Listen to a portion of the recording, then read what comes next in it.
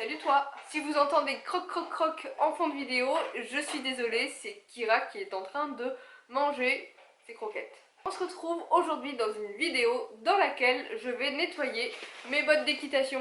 Et oui, qui dit hiver dit boue, pluie. Et je te raconte pas la tronche qu'elles ont, donc il est grand temps de faire quelque chose. Mais en réalité, ce nettoyage de bottes fastidieux n'est qu'un prétexte pour papoter un petit peu avec toi. C'est le genre de vidéo que j'aime bien faire, que j'aime bien publier visiblement les mercredis, les trucs un petit peu posés, le cul par terre dans mon salon, et dans lesquels je parle avec toi en toute transparence. Le sujet du jour, je suis fan de matériel d'équitation. Faut vraiment qu'on en parle.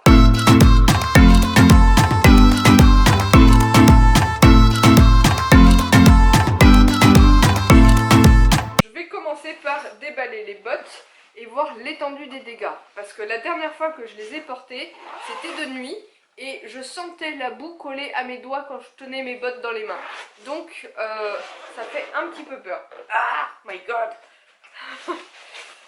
Voilà la gueule qu'elles ont, donc je pense qu'avec la vidéo et les bottes je peux prendre un aspirateur. Mon dieu quoi.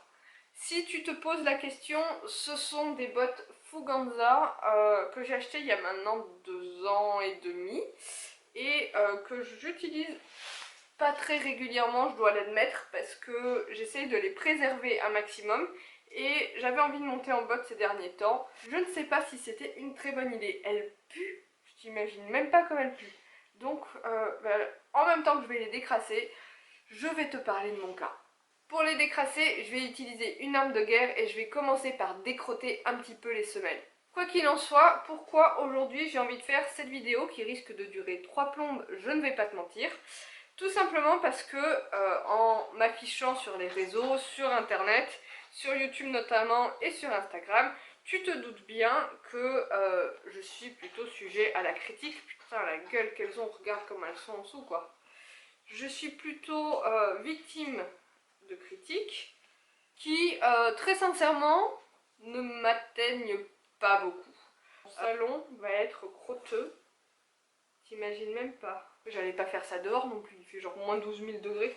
Mais parmi ces critiques, donc, il y a quand même pas mal d'interrogations de la part des gens qui, certes, voient que j'ai beaucoup de matériel d'équitation et qui ne comprennent pas. Alors, je n'incite absolument personne à acheter autant de matériel d'équitation que moi.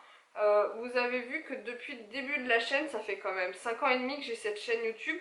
J'ai fait beaucoup de hauls, mais on va pas se mentir, j'en fais de moins en moins et c'est quand même relativement volontaire dans le sens où j'adore les hauls, j'adore montrer ce que j'achète, mais je trouve quand même que quelle que soit la chaîne YouTube de laquelle ça vient, ça incite quand même pas mal à la consommation. Et je ne souhaite inciter personne à la consommation. Et c'est vrai que dans ma dernière vidéo, je n'ai mis absolument aucun lien vers les articles que j'avais achetés, tout simplement parce que j'estime que si les gens sont intéressés par les références que je présente, je pense donner suffisamment de détails dans la vidéo en elle-même pour avoir en plus à tendre un peu la perche aux gens et aux cavaliers qui me regardent pour les pousser à acheter. C'est absolument pas mon but. Donc effectivement, dans mon dernier haul et probablement dans les prochains s'il y en a de prochains, je ne mettrai plus les références, en tout cas les endroits où j'ai acheté, où vous pouvez vous fournir les articles que je présente. D'autre part, j'avais envie d'expliquer un peu la nature de cette passion, parce que c'est vraiment une passion et un intérêt, hein, c'est une partie de mon... Enfin, ça a influencé en quelque sorte aussi mon métier, qui n'a absolument rien à voir avec l'achat de matériel d'équitation, hein, mais j'y reviendrai. Voilà, je voulais revenir un petit peu sur les origines du mal. Mais avant de commencer là-dessus, je vais vraiment essayer de décrasser les 2 bottes et puis commencer à balayer par terre parce que sinon je vais parler pendant 3 quarts d'heure et on n'avancera pas.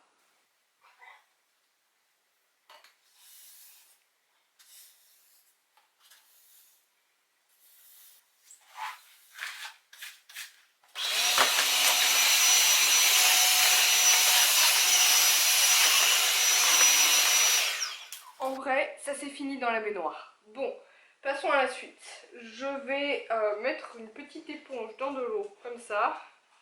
L'eau était chaude, maintenant elle est froide. Je vais commencer par l'aspect nostalgique en te parlant de mes débuts en tant que collectionneuse de matériel d'équitation. Les premiers éléments que j'ai eus, je crois, je me souviens, c'était ma mère qui me les avait offerts en dehors du matériel pour le cavalier en soi.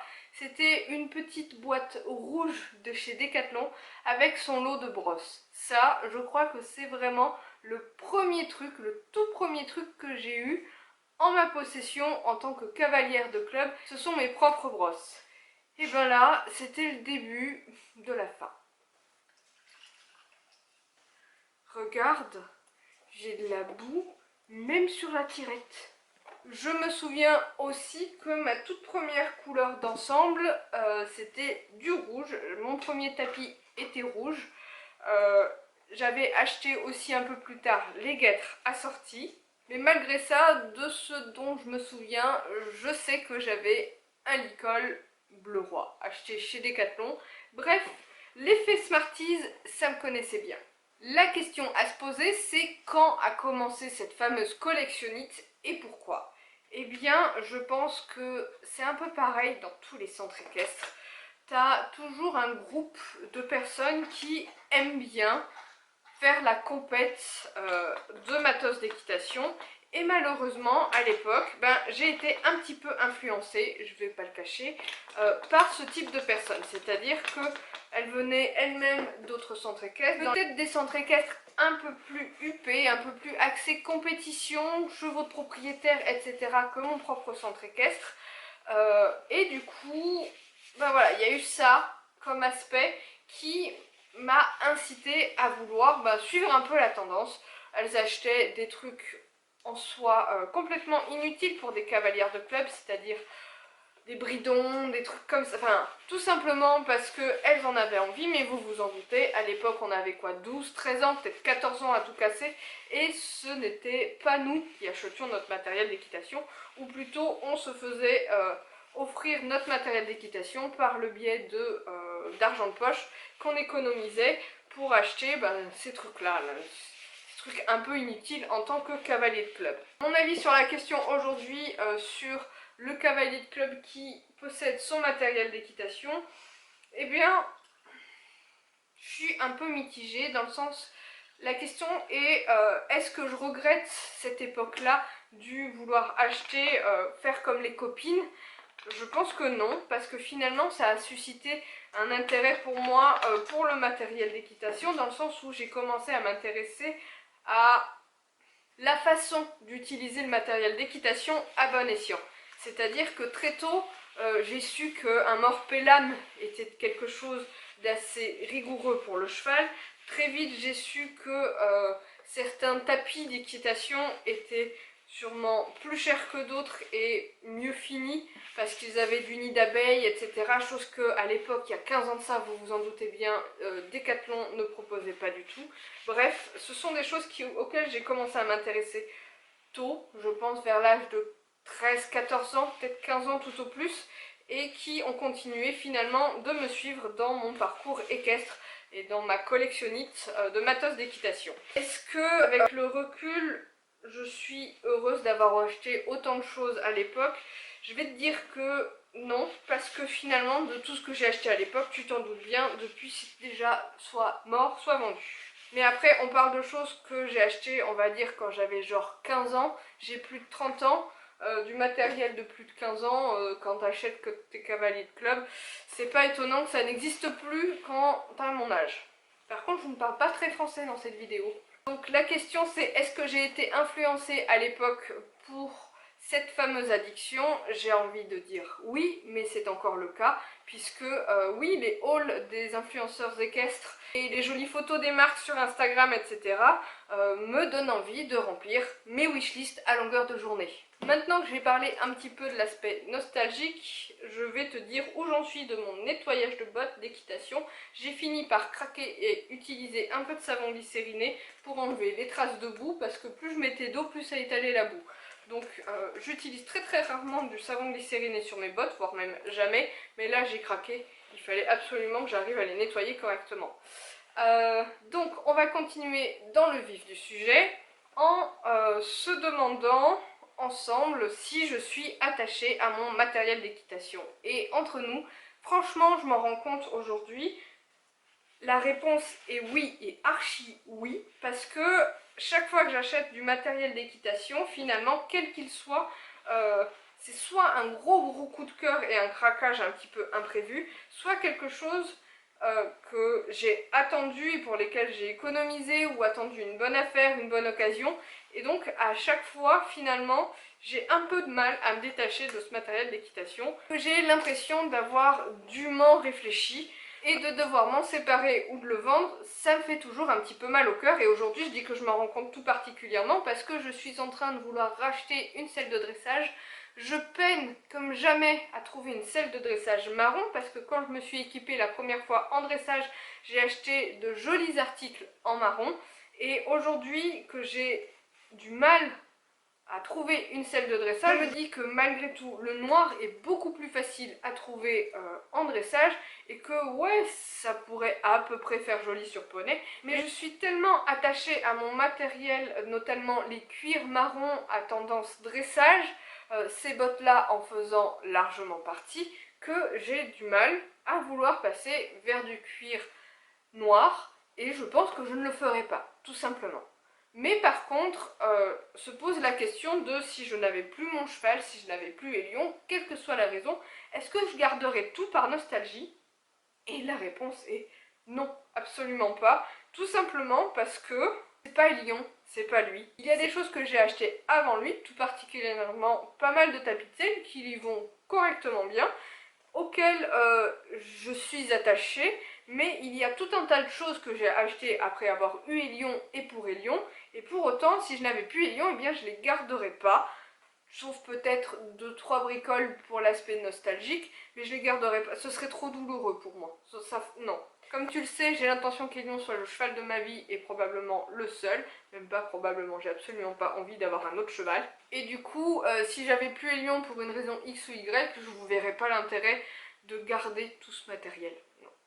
La question suivante, attends, il manque un truc, ah voilà. Oh, l'intérieur du sac, tu verrais sa tronche. Je sais pas si tu verras toute la boue qu'il y a dedans, je pense que j'irai le secouer dehors avant d'y remettre les bottes. Putain.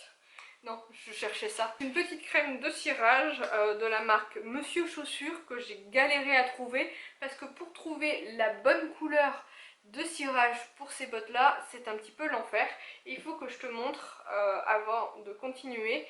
Ces bottes là ont vécu un petit massacre dans le sens où, comme tu peux voir ici, ou pas d'ailleurs avec les lumières, elles ont été râpées contre un mur de manège. Ouais, je me suis pris le pied dans un poteau du manège dans mon ancienne écurie et du coup elles sont un petit peu marquées. Alors certes avec 3 tonnes de boue ça ne se voit pas, mais avec ça, ça atténue quand même pas mal. Donc je vais passer ce petit baume maintenant qu'elles sont bien sèches. Pour cela, je vais prendre une petite microfibre un peu grasse parce qu'elle est utilisée normalement pour le baume de cuir, mais ça ira bien.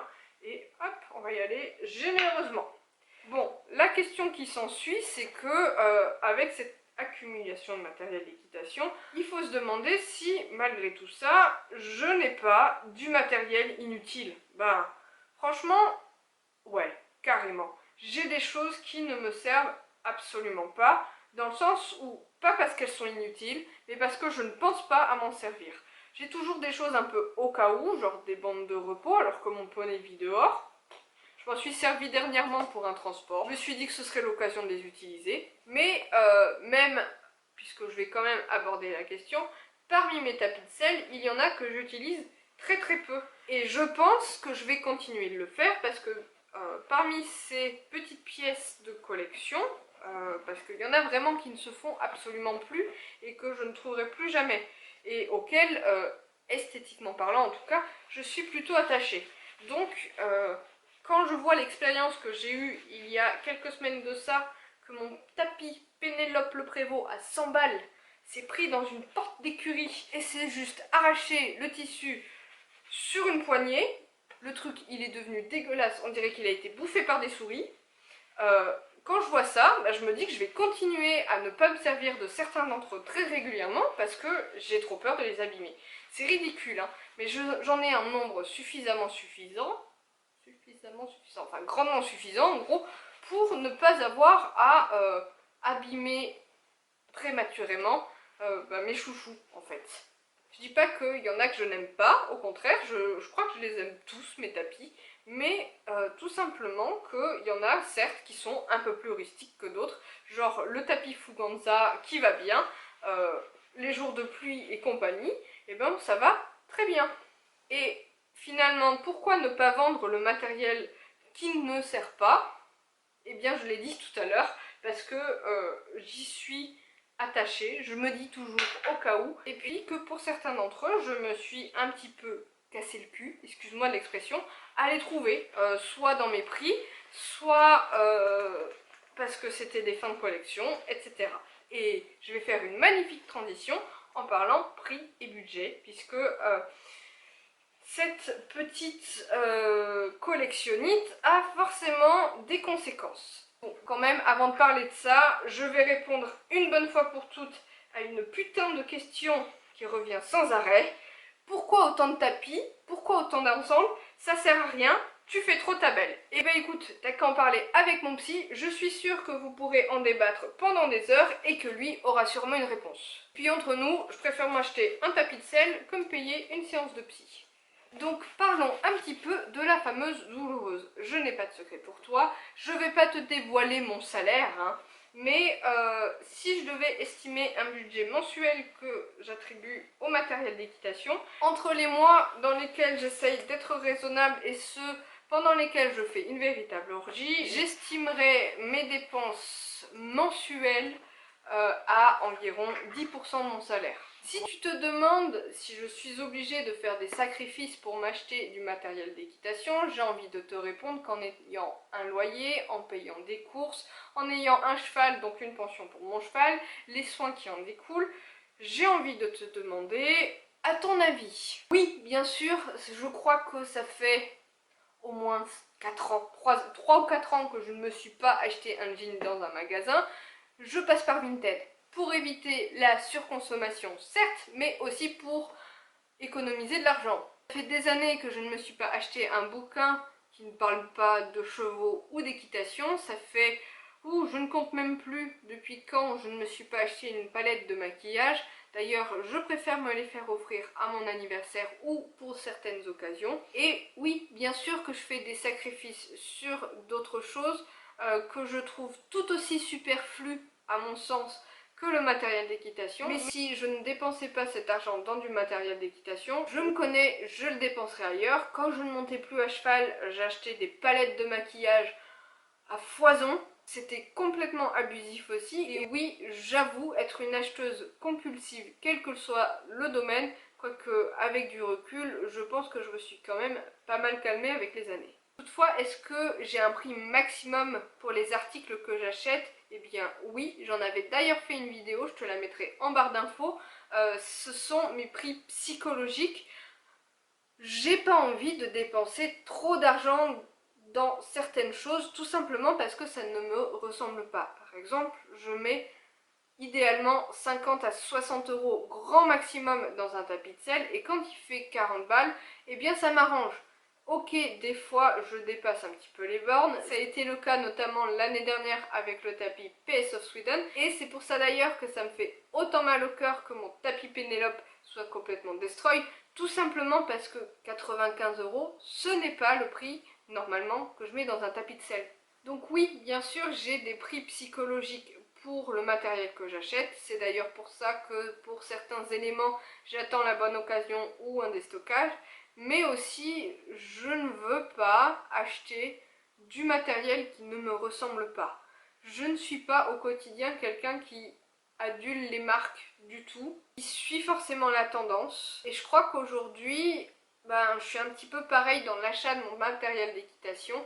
Il y a certaines pièces que beaucoup de monde vont détester parce qu'elles vont les trouver horribles, notamment par exemple dans mon dernier haul, il y a un tapis avec un imprimé léopard. Celui-là je sais qu'il fait pas l'unanimité, mais sur mon poney j'adore. C'est pourquoi finalement il y a plein de marques auxquelles je ne m'identifie pas parce qu'elles sont bien au-delà de mon budget de base.